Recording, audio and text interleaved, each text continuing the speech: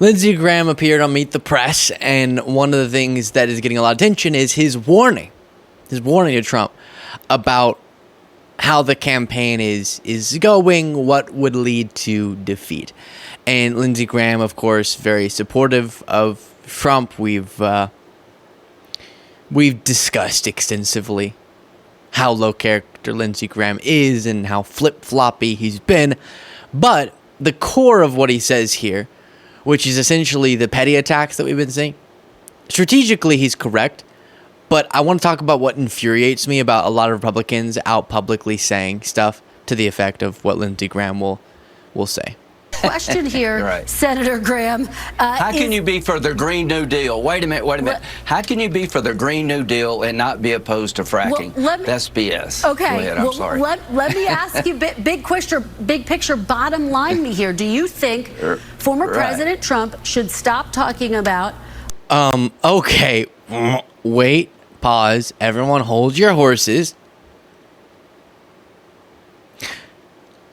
I am not going to comment on whether or not the next 5 seconds that we just reviewed, I'm going to play for you again, is a very strange thing visibly if you watch Lindsey Graham. Let me ask you, big picture, bottom line me here. Do you think former President Trump should stop talking about Vice President Harris's race and intelligence? Yeah, I think, in my view, is that me and Nikki need to go to Georgia. We're giving advice on TV to President Trump. He's got a lot of critics. He's got a lot of advisors. But to Nikki Haley and DeSantis and Youngkin and all these great people we have, let's get together and actually campaign for the guy rather than just give advice. But in the advice-giving column, here's what I would say. President Trump can win this election. His policies are good for America, and if you have a policy debate for president, he wins. Donald Trump, the provocateur, the showman, may not win this election. So I'm looking for President Trump to show up in the last 80 days to define what he will do for our country, to fix broken borders, to lower inflation. Yeah, so the normal stuff there. Before responding to the infuriating part of this, even though obviously strategically if Trump could stop with his insane attacks against Harris's identity, yes, that would be more strategic as we've covered extensively. But setting that aside, if you're watching this and you're thinking, at least I don't hate him, okay? I don't hate this show. You know I don't like it, okay? But you don't hate it. I'd appreciate if you click that subscribe button and support the work we do in a free, easy, but impactful way. Back to the video. Before we circle back to the infuriating part, watch the beginning one more time, not just because of the, the uncomfortable part, but listen to the Kristen Welker introduction of this thought. Question here, Senator Graham. How can you be for the Green New Deal? Wait a minute. How can you be for the Green New Deal and not be opposed to fracking? That's BS. Okay. Go ahead, I'm sorry. Let me ask you, big picture, bottom line me here. Do you think former President Trump should stop talking about Vice President Harris's race and intelligence? Yeah. I wish I could... I think a lot of people, when they're appearing on TV, this is back to Lindsey Graham, sorry, I'm distracted again, don't understand that whenever your lips feel dry, it's more important that you don't stick your tongue out like a lizard and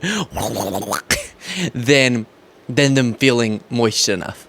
And I know a lot of people have a problem with the word moist, right? Moist is sort of an uncomfortable... I don't know what it is about the word moist that makes people uncomfortable, but I know a lot of people don't like that. So I won't use moist anymore. But to Kristen Welker's question, it's interesting how the very infrastructure, the very way that we structure media lends itself so nicely to normalizing Trump. And I'm not even beating up on Kristen Welker here, but it's interesting how you'll have these sorts of, I'm going to over dramatize it for a second to illustrate the point, but these sorts of reports about Kamala Harris is out on the campaign trail advocating for paid family leave, a future that is hopeful and for the child tax credit. On the other end, former President Donald Trump is campaigning in Pennsylvania this weekend, where he's saying that he is better looking than Vice President Kamala Harris, that she turned black, and that she, you get the point. It sounds so much more normal and level-headed than what it was. It's just sort of delivered in a really calm way. Should Trump stop talking about her race and intelligence? Give me your thoughts, Lindsey. And that's the game that Trump is able to play. But to me, I saw someone make this point. For a long time, people thought, and this is true, that Trump was getting all this free media attention and that was helping him rise to power. Now, and I do believe this, give him attention. Give him attention as long as you're doing it responsibly, because he's spiraling so out of control. He used to have, people forget this, yes, he would still be crazy, but he had a message in times gone by. His 2016 message did have in it things that could appeal to a broader electorate, as disingenuous as they were. We just reviewed that clip of him saying he wanted universal health care during the 2016 campaign that the government was going to pay for. And he would act like he was pro-working class. Now he's so disoriented.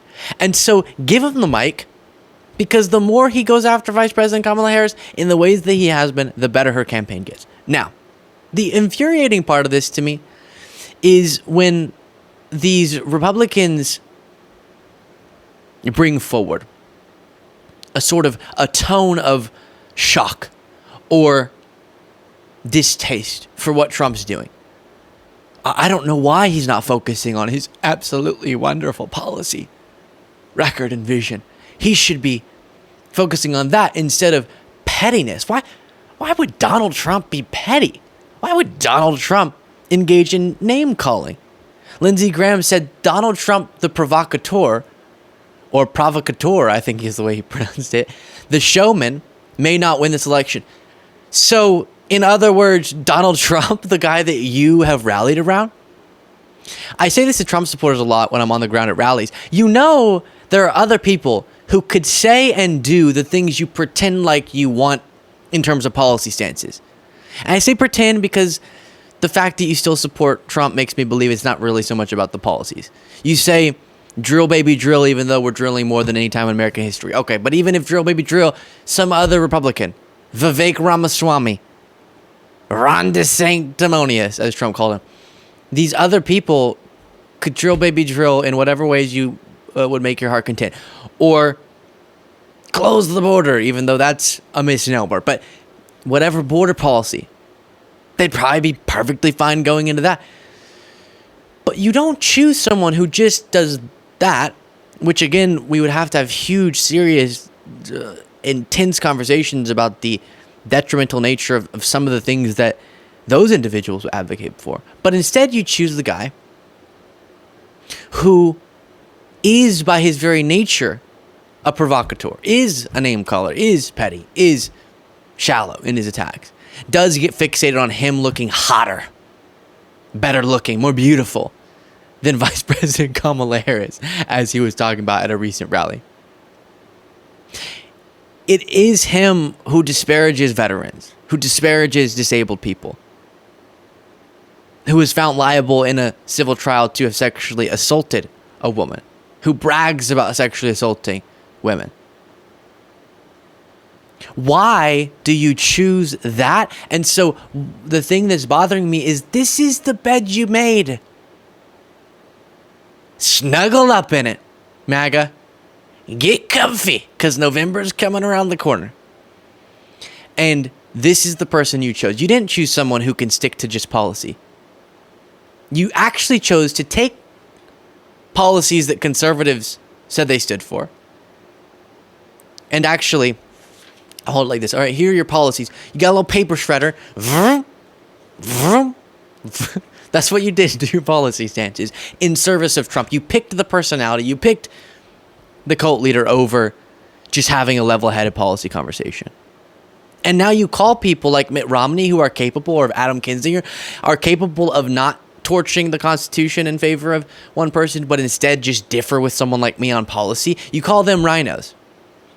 because they can actually engage in a civil political discourse with people on the other side, that's rhino behavior. But you pick Trump. So save it, Republicans. Even some Trump supporters I talked to at the Pennsylvania rally that just took place, they said, I wish Trump would stop going after Kamala Harris over her race and her gender, etc. But that's the person you chose. And I wish he would as well. But when you lose, if you do, hopefully you will, don't pretend like it's because Trump went AWOL. This is the exact person you signed up for. Lindsey. Before playing another clip from this interview, as a reminder, Lindsey Graham did post this in 2016. If we nominate Trump, we will get destroyed and we will deserve it. So Lindsey Graham, this is what you deserve. That. But also, most Americans are against late-term abortion, but he's our nominee. He believes the states' rights approach is the way to go. The platform I'm okay with. We'll continue to have this discussion, but we're not going to win or lose based on abortion. We're going to win or lose based on, can we change the policy trajectory of this country? Can we lower gas prices? Can we control the border? Can we lower your food prices? The good I guess believe that. Okay. Because you can't on those, by the way. The border-related solutions you oppose because it could help Biden. Lindsey Graham admitted that, by the way, in a clip we reviewed. He said, and then we found out our nominee didn't want to do anything on the border. Or something to that effect. That's why the bill died. But, so that, you don't like solutions, so get out of that conversation. Prices, when Trump gets asked about how he'd lower prices, he says, we're going to bring back energy. But energy production in the United States is at record highs. So maybe you don't have solutions on that. He floats tariffs that would spike prices higher. Whereas Kamala Harris has been talking about how she would go after corporate price gouging, and y'all are calling that communist. So I don't know what to do. And setting those issues aside, if you want to believe abortion is not going to be an election determiner, is not going to play a huge role in this, whew, I got a bridge to sell you. that was too much. I have a bridge to sell you, is what I was trying to say. And it was built by the bipartisan infrastructure bill that was spearheaded by Biden Harris. Let me know what you thought of all that in the comments. If you want to get extra content daily, you can do so by clicking the join button below. If you want to donate to the Harris campaign, you can do that by clicking the link in the description of this video.